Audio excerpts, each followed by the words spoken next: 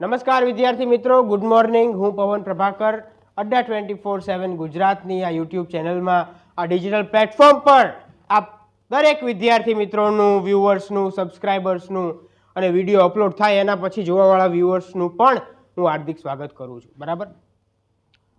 તો મિત્રો, આજે 14 જાન્યુઆરી ઉત્તરાયણ જેવો મહાપર્વ મકર સંક્રાંતિ, બરાબર, એવા દિવસે આપણે એક ઇંગ્લિશનો સરસ મજાનો ટોપિક હું તમારી સમક્ષ લઈને આવ્યો છું. મિત્રો, પતંગ ચગાવજો સરસ મજાનું, બરાબર, પણ એની જોડે ભણવાનું જે તમારો ટાઈમ છે રોજનો, એને ક્યાંક કોમ્પ્રોમાઇઝ ન કરી નાખતા. જો હું આજના દિવસે અને ઘણા બધા અમારી ટીમ ફેકલ્ટીઝ જો આજના દિવસે લાઈવ આવી શકતા હોય તો તમે ભણી કેમ ના શકો? બરાબર?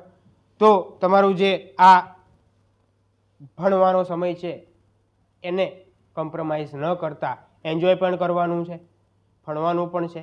અને એવી રીતે, કારણ કે વિચારજો કે ગુજરાત જ્યારે આખું આ પર્વની પાછળ પોતાનો સમય ખરાબ કરી રહ્યું હશે ત્યારે તમે 1 કલાક એમની કરતાં કંઈક વધારે વાંચી લેશો, ભણી લેશો, તો એ બધા કરતાં તમે 1 કલાક આગળ નીકળી જશો. બરાબર? જે તમને ખૂબ જ કામમાં આવશે. તો વિદ્યાર્થી મિત્રો, આપણે આજનો આ જે ટોપિક છે ક્લિપ વર્ડ, એના વિશેની વાત કરવાની છે કે જે તમે બીજે ક્યાંય શીખ્યા નહીં હોય. આ બહુ જ અંડરરેટેડ એવો ટોપિક છે, પણ જો તમે આને શીખી લો અને એક્ઝામમાં જો આનો ક્વેશ્ચન આવી જાય તો તમે જે છે એનાથી ડરો નહીં. ખૂબ છે સહેલો, પણ જો હું તમને અત્યારે પૂછીશ તો એનો તમને આન્સર આવડશે નહીં. હું તમને પૂછીશ કે ડૉક્ટર જે છે, ડૉક્ટર, એનો ક્લિપ વર્ડ શું થાય, તો તમારામાંથી 70% 80% લોકો ફેલ થઈ જશે. બરાબર? તો આવો સરસ મજાનો ટોપિક, ચલો આવો આપણે સૌ સાથે મળીને ભણીએ, આગળ વધીએ. બરાબર? કારણ કે પઢેગા ઇન્ડિયા તભી તો આગે બઢેગા ઇન્ડિયા. રાઈટ? તો આવો સરસ મજાનો ટોપિક ક્લિપ વર્ડ, એના વિશેની આપણે વાત કરવા જઈ રહ્યા છીએ. એની પહેલાં સરસ મજાનો આવો ઉત્તરાયણનો મહાપર્વ કે જેને અલગ અલગ પ્રદેશોમાં, અલગ અલગ રાજ્યોમાં એની અલગ અલગ પહેચાન છે, અને જુદા જુદા રસ્તાઓમાં, જુદા જુદા વેમાં એને ઉજવવામાં આવે છે. બરાબર? પંજાબમાં તમે જાઓ તો લોહરી થઈ જાય. બરાબર? સાઉથમાં જે જાઓ તો પોંગલ થઈ જાય, એ પછી બિહુ છે. આપણે ગુજરાતમાં ઉત્તરાયણ છે, મકર સંક્રાંતિ છે, આવું ઘણું બધું છે, પણ દિવસ એક છે. એટલા માટે વન નેશન કાઉન્ટલેસ સેલિબ્રેશન્સ. તો અડ્ડા 24/7 ગુજરાત જે છે એના એપ્લિકેશન ઉપર તમે જે કંઈ પણ પેકેજ એટલે કે બેચ જો એમાં જોડાવા માંગતા હોય તો તમને બમણી એટલે કે ડબલ વેલિડિટી સાથે, એટલે કે 1 વર્ષનો જો કોર્સ અથવા બેચ હોય તો એ તમને 2 વર્ષ માટે મળશે, અને સાથે સાથે ફ્લેટ 77% ઓફ ડિસ્કાઉન્ટ પણ મળશે. તો ફટાફટ જે છે તમે આ બેચીસમાં જોડાઈ શકો છો. એમાં કૂપન કોડ જે છે મારો G880 G880 એ યુઝ કરશો એટલે તમને આ ડિસ્કાઉન્ટ એ મળવા પાત્ર રહેશે.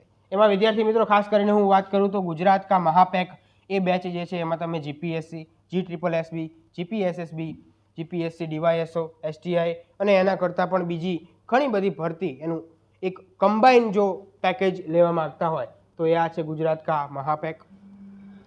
અને હમણાં જે ગૌણ સેવા પસંદગી મંડળ GSSB દ્વારા જે CCEની ભરતી 4300+ બહાર પાડવામાં આવી છે, જો એની પર્ટિક્યુલરલી કોઈ તૈયારી કરતું હોય તો એના માટે પણ આપણી બેચ જે છે પ્રિલિમ્સ પ્લસ મેઇનની સ્પેશિયલ બેચ, તો એમાં પણ તમે જોડાઈ શકો છો, જે 17 જાન્યુઆરીથી સ્ટાર્ટ થવા જઈ રહી છે.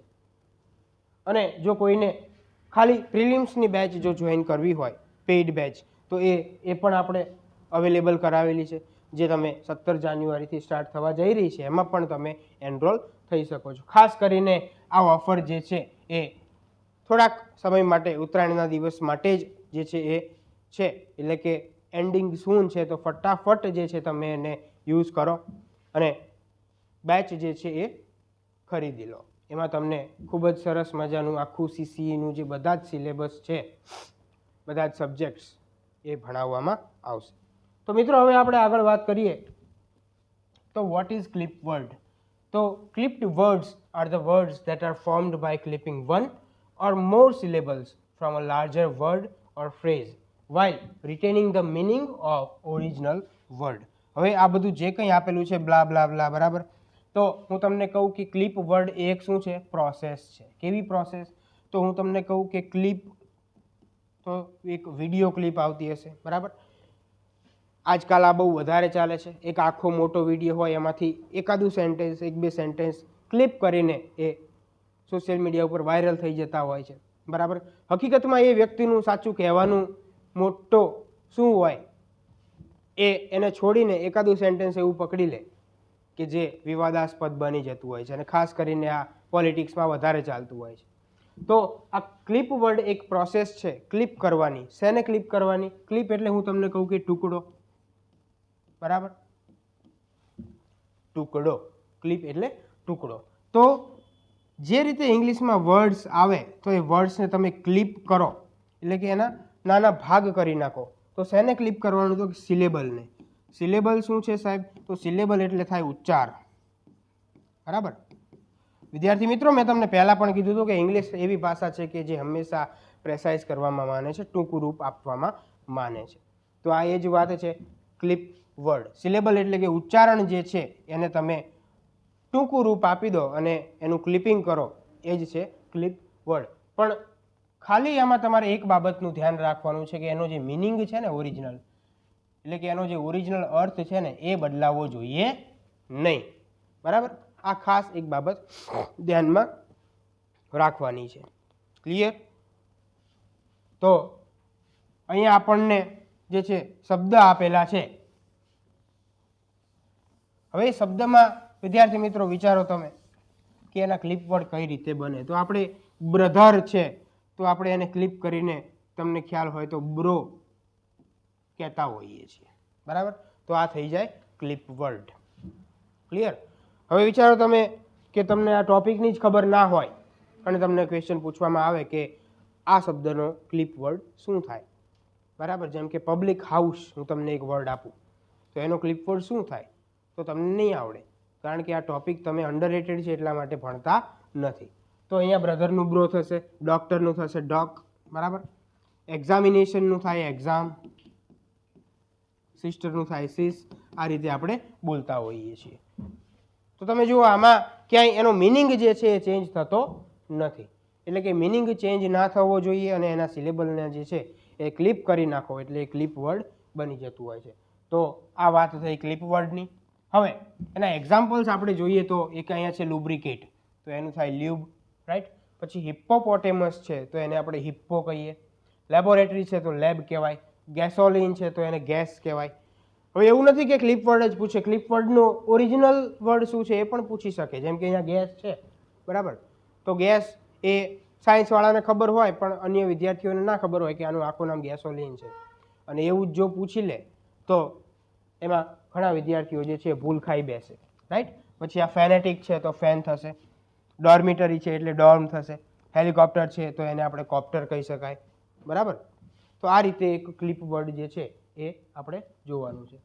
હવે there are 3 types of clip words, એટલે કે ક્લિપ વર્ડના જે છે 3 પ્રકારો આપણને જોવા મળે. એમાંથી એક આવે છે ફ્રન્ટ ક્લિપ વર્ડ, બીજું છે બેક ક્લિપ વર્ડ અને middle clip word. Front clip વર્ડમાં આગળનો શબ્દ જે હોય એ શું થઈ જાય? ક્લિપ થઈ જાય, ટુકડો થઈ જાય. જેમ કે અહીંયા આપણને આપેલું છે મોટર બાઇક. શું આપેલું છે? Motor bike. તો આગળનું જે આ મોટર વાળું છે એ શું થઈ જાય? ક્લિપ થઈ જાય એટલે થઈ જાય બાઇક.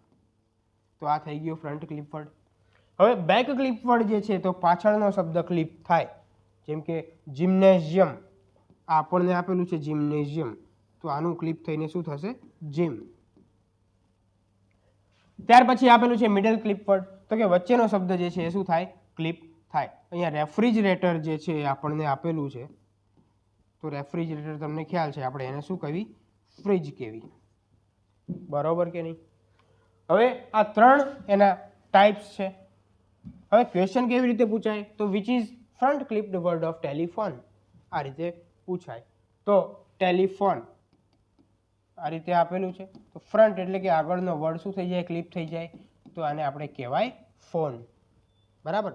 વિદ્યાર્થી મિત્રો, વોકેબનું પણ ખાસ ધ્યાનમાં રાખવાનું છે. કદાચ તમને ફોન એવું પૂછી લે તો ઘણા વિદ્યાર્થીઓ એમાં ફેલ થઈ જશે. ફોન કોને કહેવાય? ફોનનો અર્થ શું થાય? તો ઘણા કહેશે એક ડિવાઇસ, મોબાઈલ એવું બધું થાય, બરાબર. પણ હું તમને જણાવું કે ટુ ફોન એટલે શું થાય? બોલાવવું એવું થાય. To call someone. ઓકે, તો આવી રીતે એકચ્યુઅલમાં જે ઇંગ્લિશમાં મિનિંગ હોય છે એ આવી રીતે અલગ અલગ નીકળતા હોય છે.